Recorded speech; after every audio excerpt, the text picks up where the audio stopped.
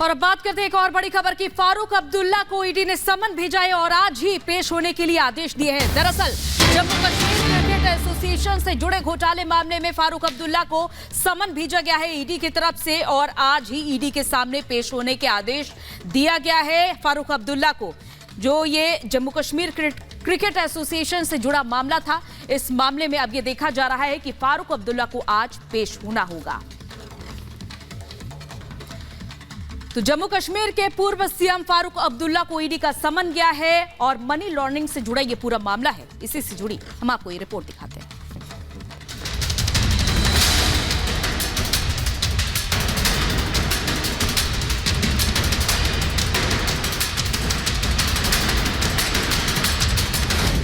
फारूक अब्दुल्ला पर ईडी का शिकंजा। पूर्व सीएम को प्रवर्तन निदेशालय का समन। मनी लॉन्ड्रिंग मामले में पूछताछ के लिए बुलावा। प्रधानमंत्री नरेंद्र मोदी जब से देश की कमान संभाली है, भ्रष्टाचारियों की कमर तोड़ कर रख दी है। घोटाले के ज्यादातर आरोपी या तो जेल में सजा काट रहे हैं या फिर जांच एजेंसियों के रडार पर हैं, जिन पर ताबड़तोड़ एक्शन जारी है। ईडी सीबीआई हर आरोपी की कुंडली खंगालने में जुटी है, चाहे वो कोई आम हो या फिर खास। सरकार के भ्रष्टाचार के खिलाफ जीरो टॉलरेंस नीति के तहत किसी को भी जनता के पैसे का दुरुपयोग करने का अधिकार नहीं है।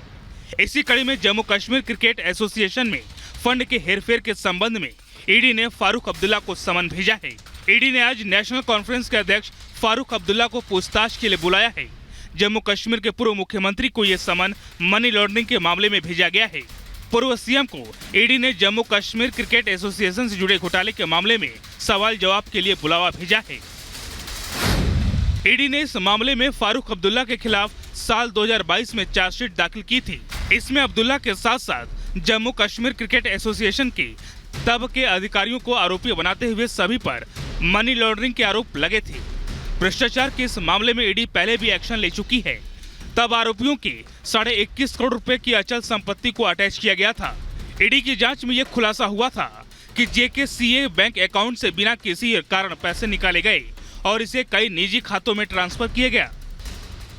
ईडी ने इस मामले में मनी लॉन्ड्रिंग की जांच सीबीआई के जुलाई 2018 में दर्ज एफआईआर को आधार बनाकर शुरू की थी। इसमें आरोप था कि जम्मू कश्मीर क्रिकेट एसोसिएशन को गलत ढंग से नुकसान दिखाया गया। 86 साल के श्रीनगर से सांसद फारूक साल 2001 से 2012 तक जेकेसीए के अध्यक्ष थे। पूर्व मुख्यमंत्री पर आरोप है कि जेकेसीए के अध्यक्ष के रूप में उन्होंने अपने पद का दुरुपयोग किया। जम्मू कश्मीर के फारूक अब्दुल्ला उन पर लगे आरोपों की जांच ईडी और सीबीआई दोनों कर रही है।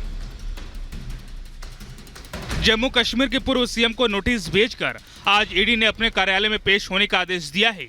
अब देखना है कि फारूक अब्दुल्ला इस पूछताछ में शामिल होते हैं या नहीं। फिलहाल इस पर उनकी ओर से अभी कोई प्रतिक्रिया सामने नहीं आई है। Bureau report, Republic Bharat. और चलिए अब आगे बढ़ते हैं, बात करते हैं महाराष्ट्र की सियासत की, जिस पर मंडरा रहा एक बहुत बड़ा खतरा बीते दिन टल गया। दरअसल महाराष्ट्र की सियासत का जिस बड़े खतरे का जिक्र हम कर रहे हैं वो शिंदे सरकार के 16 विधायकों की अयोग्यता से जुड़ा हुआ है, जिसमें विधानसभा स्पीकर ने अपना फैसला सुनाते हुए इन 16 विधायकों को योग्य करार दे दिया है। लेकिन इस फैसले से नाराज उद्धव गुट अब सुप्रीम कोर्ट जाने का मन बना रहा है। रिपोर्ट देखिए।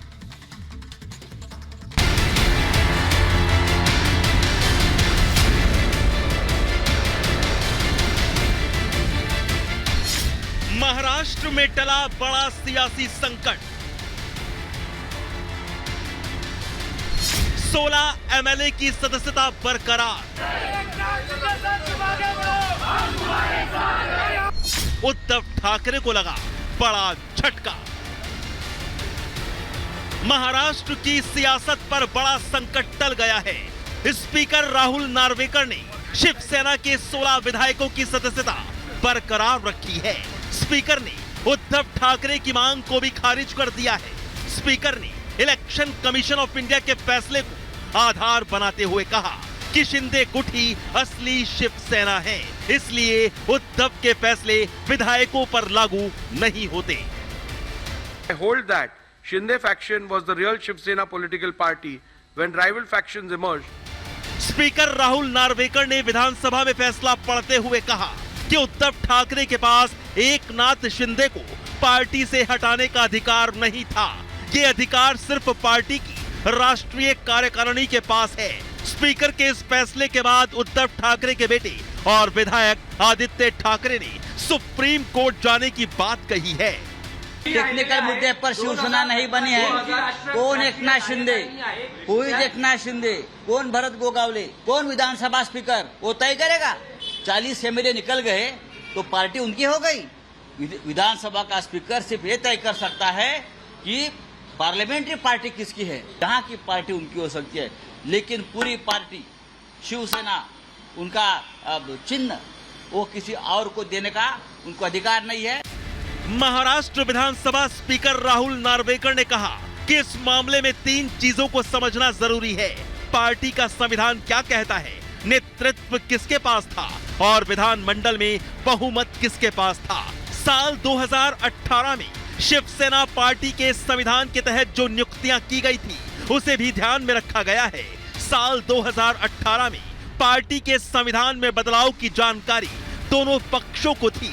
राहुल नार्वेकर ने कहा कि इलेक्शन कमीशन के रिकॉर्ड में शिंदे गुट ही असली शिवसेना है। ऐसे में मैंने चुनाव आयोग के फैसले को ध्यान में रखा है। उद्धव गुट ने आयोग के फैसले को चुनौती दी थी। मेरे सामने असली मुद्दा है कि असली शिवसेना कौन है। सुनवाई के दौरान ये पता चला कि 2018 के बाद शिवसेना में कोई चुनाव नहीं हुआ। इस कारण 2018 का शिवसेना का संविधान मान्य नहीं है। ऐसे में हमने साल 1999 के संविधान को सबसे ऊपर रखा। महाराष्ट्र विधानसभा के स्पीकर के फैसले के बाद सियासत तेज हो गई। पवार गुट के एनसीपी नेता जितेंद्र आव्हाड ने सोशल मीडिया एक्स पर लिखा, ये तो होना ही था। उद्धव ठाकरे आप किससे न्याय की उम्मीद करते हैं? ये लोग न्याय करेंगे। तो वहीं उद्धव गुट के विधायकों ने स्पीकर के फैसले पर सवाल उठाए हैं। ऐसा है कि जिस तरह से पक्ष का फैसला दिया है वो अगर 9 महीना लेकर देने वाला था तो पहले दिन ही देना चाहिए था ना। 9 महीने क्यों लिए? आपको खारिज ही करना था तो 9 महीने क्यों लिए? तुरंत देना चाहिए था। और लोकशाही की मजाक है ये। जिसने पक्ष विरोधी कृत्य किया, शेड्यूल 10 का उल्लंघन किया, उसके खिलाफ आप कुछ नहीं कर रहे, डिसमिस कर रहे पिटीशन और उनको रियल पार्टी करके आप डिक्लेयर कर रहे हैं। लोकशाही की मजाक है। महाराष्ट्र की 288 सीटों में से 104 बीजेपी के पास है, जबकि शिंदे की शिवसेना के पास 40, अजीत पवार की राष्ट्रवादी कांग्रेस पार्टी एनसीपी के पास 41 और अन्य के पास 18 सीटें हैं। इसके अलावा महाविकास आघाड़ी में शामिल कांग्रेस के पास 44 सीटें, उद्धव ठाकरे की शिवसेना के पास 16 सीटें, शरद पवार की एनसीपी के पास 12 सीटें और अन्य के पास 11 सीटें हैं। ऐसे में शिंदे सरकार के पास 203 तो एमवीए के पास 83 सीटें हैं, जिससे साफ है कि शिंदे सरकार के पास बहुमत है और सरकार सुरक्षित है ना। 1.5-2 साल से उसके पीछे हम लगे थे। आज वो हमारा जो हमने जो उठाव किया था उसके पर आज शिक्कामोर्तब नार्वेकर साहब ने किया है। हम शिवसेना प्रमुख के विचार लेके चले, इनके पीछे थोड़ी चले। और शिवसेना प्रमुख का ख्वाब जो था वो पूरा करने का काम हमने किया, तो इसलिए गद्दार वो लोग हैं, हम नहीं।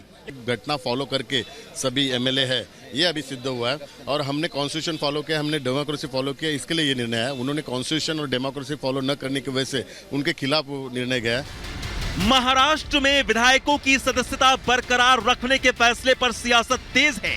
उद्धव गुट जहां फैसले की खिलाफत कर रहा है तो वहीं शिंदे गुट समेत बीजेपी इसे न्याय संगत फैसला बताने में जुटी है। हालांकि अभी यह मामला थमने वाला नहीं है।